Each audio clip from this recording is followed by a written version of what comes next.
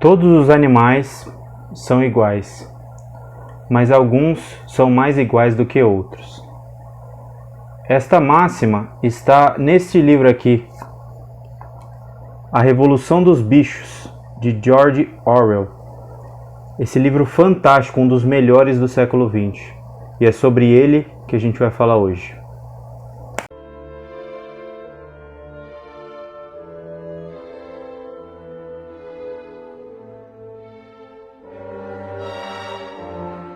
Uma das coisas mais impressionantes do Animal Farm, ou A Revolução dos Bichos, como é conhecida a tradução,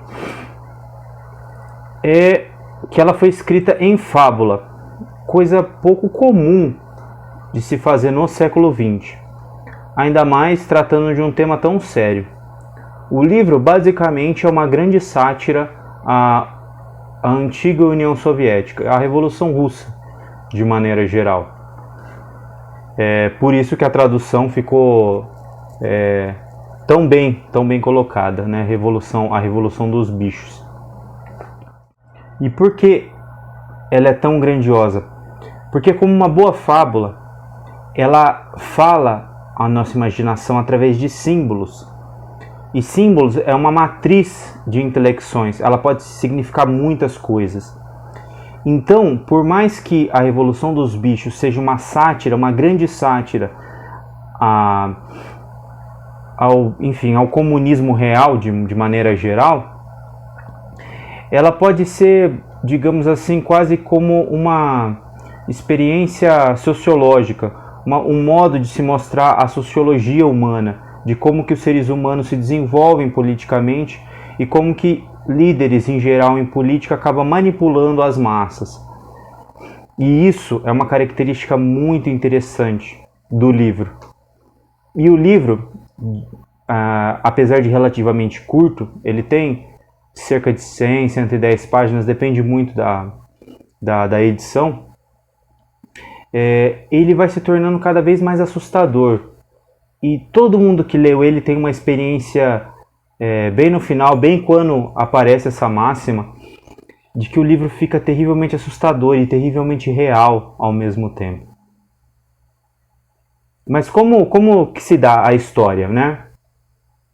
Basicamente, os animais recebem uma revelação do antigo major, que era um antigo porco que estava para morrer. E esse porco representa uma espécie de mistura entre Karl Marx e Lenin. Que ele, como um antigo profeta do Velho Testamento, fala que teve um sonho a respeito de um novo mundo onde não existiam mais seres humanos, onde os animais seriam livres desses exploradores vis, que eram seres humanos, que exploravam os animais. Ele usa muito uma linguagem parecidíssima com o comunismo de Karl Marx, que fala sobre os burgueses e o capitalismo. E isso acaba inflando todos os animais, mas principalmente os porcos. Os porcos, ali no mundo de George Orwell, eles são os mais inteligentes. E por serem os mais inteligentes, eles ficam refletindo muito as palavras do antigo major. E aí eles criam um nome para essa filosofia chamado animalismo. E, por fim, num dado momento, quando as circunstâncias são postas, eles acabam fazendo a revolução. Passa-se muito tempo desde que o major morre, e aí eles encontram um momento para fazer a revolução e tomar a fazenda do Sr. Jones, que era o antigo proprietário. E eles finalmente tomam a fazenda, com a liderança especial de dois porcos principais, que é o Bola de Neve e o Napoleão. Os dois porcos se destacam tanto pela sua eloquência como pela sua liderança. E a classe dos porcos, ela é a mais inteligente, eles aprendem a ler mais rápido, eles formulam as leis, que vão ser as 7 leis, né, quase como os 7 mandamentos ali da fazenda. E é interessante que num primeiro momento tudo parece ótimo, tudo parece muito bem. Parece que eles estão vivendo num paraíso mesmo, que cada um vai se dividindo segundo as suas habilidades. Por exemplo, o Sansão, aí depende muito da tradução, né? Há traduções que colocam esse personagem como guerreiro, que é o cavalo, um cavalo muito forte, o mais forte dos animais ali. Mas o nome original dele é Boxer. Talvez por essa dificuldade de tradução colocaram Sansão, talvez por conta do personagem Sansão, personagem bíblico, né, que era muito forte, porém não muito inteligente, que é o caso do Sansão do Revolução dos Bichos. E também outro animal com outro nome que tem um significado interessante, que eu vou comentar daqui a pouco. O Sansão, ele é o mais forte, ele é o mais... que se coloca mais a fazer os trabalhos mais pesados, né? E por exemplo, os patos, eles apenas recolhem ali os grãos que caíam no chão, mas tudo parece funcionar de maneira orgânica e de uma maneira quase como uma engrenagem perfeita, uma máquina com várias engrenagens que funcionam de maneira perfeita. Todos, segundo as suas competências, acabam ajudando de alguma forma a fazenda. E tudo parece correr bem. Mas naturalmente os porcos, como têm mais inteligência, sabem ler, acabam aos poucos, digamos assim, o poder vai corrompendo eles, porque eles se colocam naturalmente na liderança. E por naturalmente se colocarem em liderança, eles não obtêm o alimento através do suor dos seus rostos, do trabalho das suas patas, né? No caso, eles apenas lideram e gerenciam, né, o trabalho dos outros animais. E eles, através do discurso, através de uma retórica, de uma oratória muito bem construída, e por conta da pouca inteligência dos outros animais, eles acabam levando na lábia eles. Como acontece naturalmente hoje em dia. Os políticos são muito bons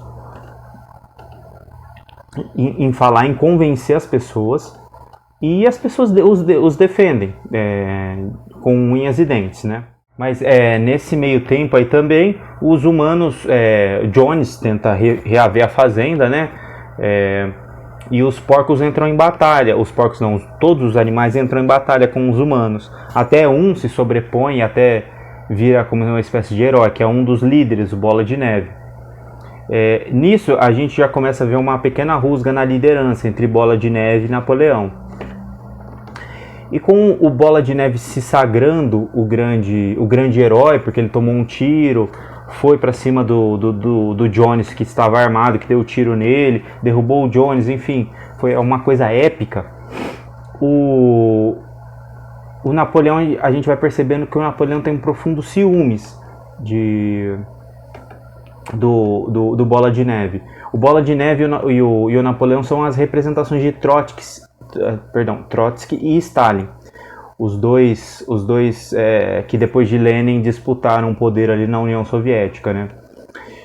E como aconteceu na União Soviética, quem se sobressaiu foi Lenin, no caso Napoleão. A ocasião disso foi que eles tinham a ideia de construir um moinho. A ideia partiu totalmente do Bola de Neve, que tinha essa ideia que o moinho ia trazer energia elétrica, que com a energia elétrica poderia se fazer muitas melhorias na fazenda, ligar máquinas e tudo mais, e a vida de todos seria muito facilitada e tal. E o Napoleão, apenas por birra, né, e por ciúme, se opunha a essa ideia. E aí um dia, porque eles sempre, nesse primeiro momento, sempre se reuniam em assembleias para decidir as coisas. Sempre tinham um hino da fazenda, né, que era o Bichos da Inglaterra, que eles sempre cantavam, que era algo que unia, que a gente percebe aqui um símbolo unificador da massa, né, que é um grande hino, uma música em comum, né. Então nessa assembleia eles se reúnem para discutir essa questão do moinho, e o Napoleão toma o poder. Ele toma o poder através, ele tem uns cachorros que ele criou desde filhote. Esses cachorros representam a classe militar mais truculenta, né? E com esses cachorros ele ataca, manda os cachorros atacarem o Bola de Neve, que foge. E fugindo, ele toma o poder, completamente centraliza tudo ali na sua mão e na sua cúpula, quem está com ele e quem não está, né? Aí a gente já percebe uma deterioração completa dos antigos valores que nortearam o estabelecimento da fazenda, né? Que nortearam a revolução em si, né? Depois desse episódio entre o Napoleão e o Bola de Neve, a gente percebe algumas coisas engraçadas. Aos poucos, a imagem desse Bola de Neve, grande herói, um dos maiores dentro ali da fazenda dos animais, né? Da granja dos animais, no caso, né? Que era o nome do local. Ele vai se tornando, através da propaganda, que era um dos porcos da cúpula do Napoleão, fazia essa comunicação com o resto dos bichos, que é o Garganta. Ele acabava, aos poucos, foi plantando uma imagem negativa do Bola de Neve, e as pessoas acabaram aos poucos acreditando que o Bola de Neve era um aliado do Jones, que queria destruir desde o início a revolução, e que ele era o culpado, uma espécie de Satanás. Ele era o culpado de todos os males que aconteciam ali na fazenda dos animais, né? Isso lembra muito o que acontece com praticamente todos os países socialistas. Todos, sem exceção, acabam culpando o capitalismo pelos seus fracassos internos.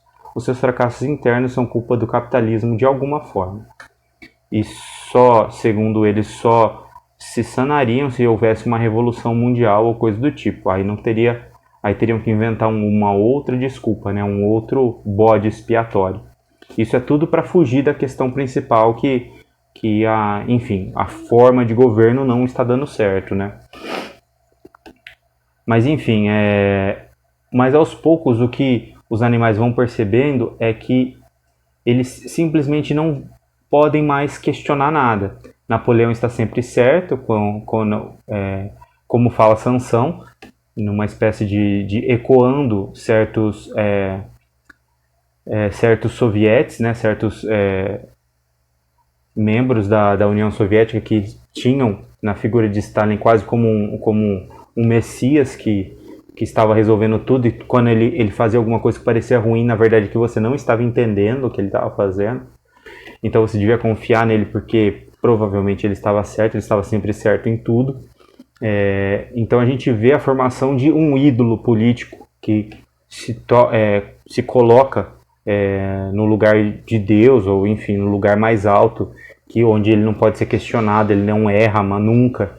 Mesmo ele fazendo coisas horríveis, matando, colocando o povo na miséria, enfim. E porque antes, no início da Revolução, tinham-se os 7 mandamentos. E muitos deles eram relacionados aos seres humanos, né? Não poder usar coisas dos seres humanos, como dinheiro, como camas, como álcool, não usar nada desse tipo. E aí o que a gente vai percebendo é que os porcos vão se tornando cada vez mais parecidos com os seres humanos. Os seres humanos que antes eram tão criticados e tão odiados, os porcos se tornam, enfim, tão iguais ou piores do que os seres humanos, que eles odiavam tanto, porque uma das máximas, né, um dos mandamentos era que nenhum animal deveria matar outro animal, mas o Napoleão manda matar vários animais. E aí ele vai, na verdade, mudando, né, os mandamentos, que foram todos escritos atrás de um celeiro, né? E ele vai mudando esses mandamentos, e as pessoas elas têm uma leve estranheza, porque nenhuma sabe ler direito, né? Eles têm uma leve estranheza do que de que eu acho que estava diferente, mas bom, se está escrito aí, deve ser isso daí mesmo, né? Porque antes estava escrito nenhum animal deve ser morto, né? Nenhum animal matará um outro animal, mas aí adiciona sem um motivo. Aí com essa adição tudo se torna compreensível, né? Então a gente vai percebendo isso e foi basicamente isso que aconteceu com a União Soviética. A União Soviética tinha essa promessa de ser um tipo de organização social completamente diferente. Ela se tornou uma coisa muito pior do que os países capitalistas. Com uma exploração violentíssima, uma classe que estava ali no poder, quase como reis, tratados como reis, e o povo completamente à míngua. Algo que eu achei interessante também, que poucas pessoas falam a respeito do livro, é a figura do corvo Moisés. Só pelo nome dele já dá para perceber a grande relevância que ele tem, né? Por isso que eu acho a tradução do cavalo boxer para Sansão mais adequada, por conta dessa ligação com o simbolismo religioso. Moisés foi talvez a figura principal do Antigo Testamento, que com a ajuda de Deus libertou os judeus, os hebreus, das mãos dos egípcios, né? Ele que trouxe as tábuas da lei, ele que trazia essa promessa de redenção, essa promessa enfim, da terra prometida e também do reino de Deus, né? Então, Moisés é obviamente associado como alguém ligado à religião. E o Moisés da história era um corvo que vinha, que ele nunca trabalhava, e que fazia essas promessas de um mundo vindouro após a morte, um mundo de algodão doce ou de montes de açúcar, que todos os animais iam após morrer. Ele dizia até que em seus grandes voos até tinha vislumbrado parte desse reino. Claro que dá para perceber a chacota do George Orwell a respeito da questão da religião. Porque claramente Moisés representa o clero. Moisés, o corvo Moisés, que não trabalha, não produz nada, mas é tolerado. É tolerado por ambos os sistemas de governo, tanto com o Sr. Jones quanto pelos porcos. E é o mesmo comportamento. Os porcos alimentavam ali o corvo, e o corvo falava algumas coisinhas para acalentar o coração dos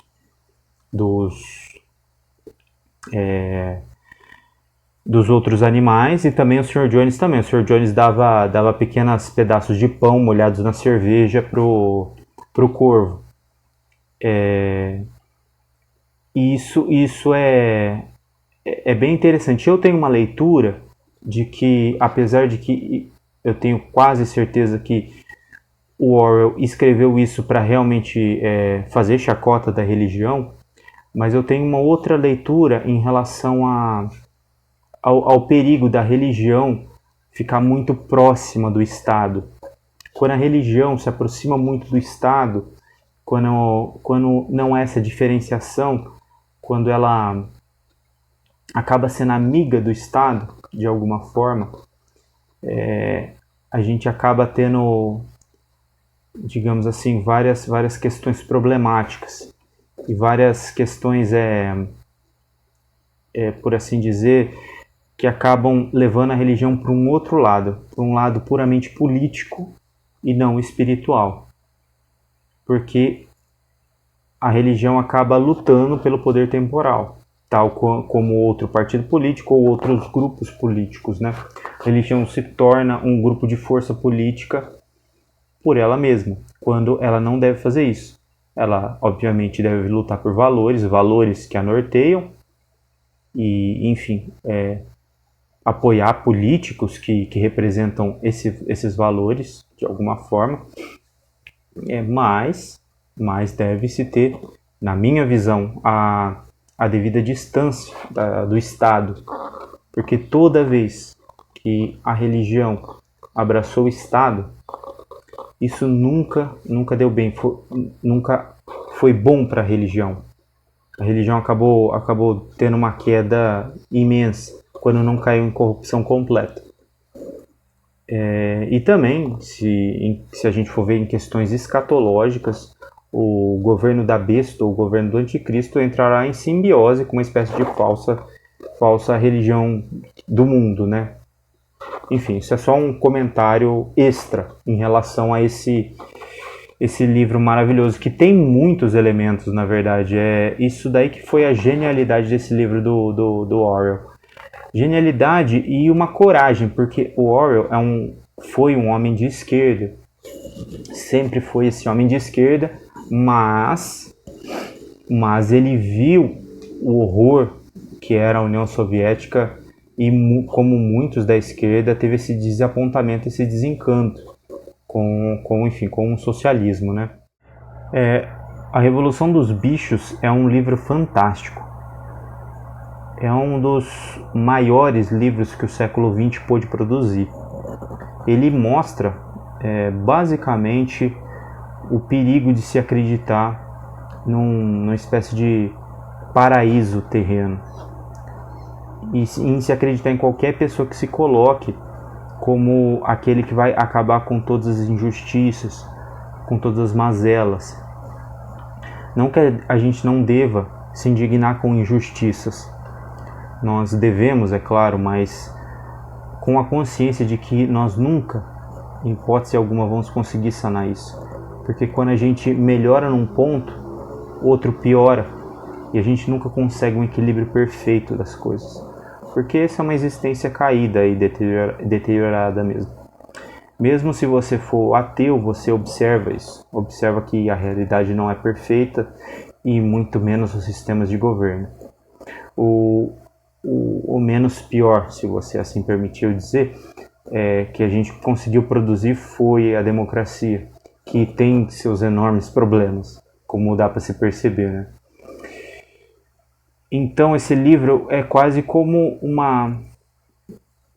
um alerta sociológico de como funciona sistemas políticos e como naturalmente a gente acaba se dividindo em classes sociais.